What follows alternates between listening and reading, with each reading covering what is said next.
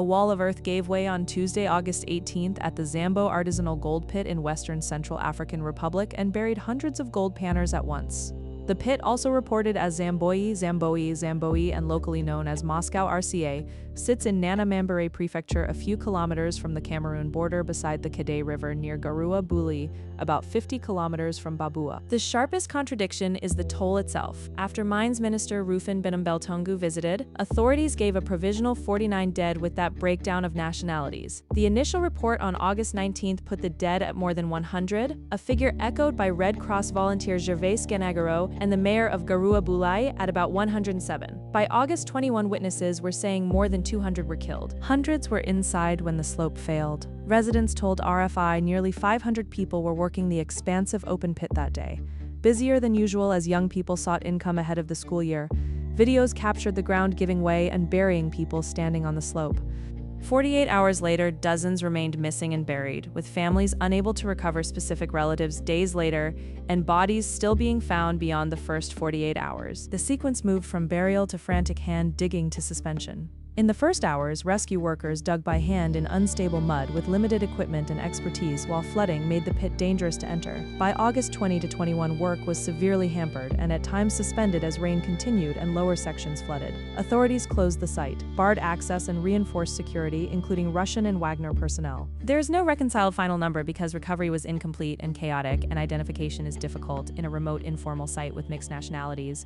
Authorities counted only confirmed recovered and identified bodies while locals counted observed and estimated losses, including those still buried. Early local estimates had started at about 30 to 40 before rising as more bodies were found. Cameroon confirmed a small number of its citizens among the dead and is coordinating repatriation. A prosecutor said the casualty number was still being established and opened a judicial inquiry into cause, operators, illegal mining, and possible liability, with no public roster of dead and missing released. Location explains both the crowd and the delay in care.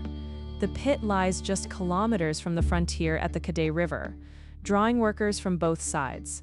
The nearest hospital is in Babua, 50 kilometers away, where survivors were carried mud-covered with fractures and trauma. Reports describe several to 7 or more taken to hospital, one account counting 9 hospital cases where 1 died on arrival and about 51 people treated on site by a mobile medical team. Some died later in hospital. The failure was not a single rockfall, but a slope and tunnel landslide of earth and sand after about 72 hours of heavy rain. The pit had been worked informally for several years by a Central African businessman from the region who said he was overwhelmed by an influx of clandestine operators without permits, with limited state oversight. The ground was saturated, the walls had no engineered support, the pit was overcrowded, digging continued after the warning to leave, and the wall collapsed without warning. This was not an isolated failure. Rock falls at unregulated, often illegal artisanal mines remain common in Central African Republic, where an estimated 150,000 to 200,000 people work in small-scale gold and diamond digging with poor safety and little oversight. A 2019 mapping of Western sites by IPS recorded 87 deaths and 1,154 injuries at surveyed sites in the prior 12 months.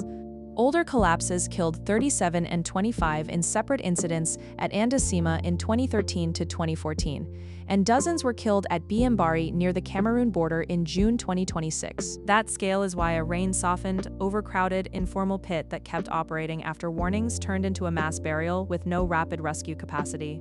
The site stays closed and under guard. The search has shifted from rescue toward recovery as the chance of finding survivors is described as near zero, yet families are still searching, and the prosecutor's inquiry into who authorized the work, what permits existed, and whether warnings will lead to enforcement remains pending while the count is expected to rise. 2 days after the slide, the border community faces the loss of as many as hundreds of workers with only a provisional official number to market, no comprehensive list of dead and missing, and no detailed conditions released beyond the Babua hospital transfers and on-site treatment, as bodies continue to be found and the pit remains barred and unstable.